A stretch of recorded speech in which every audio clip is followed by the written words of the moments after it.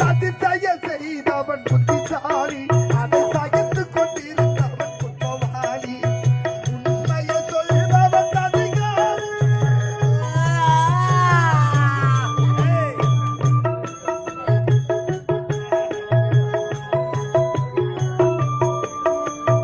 உண்மையை சொல்பவன் அதிகாரம்.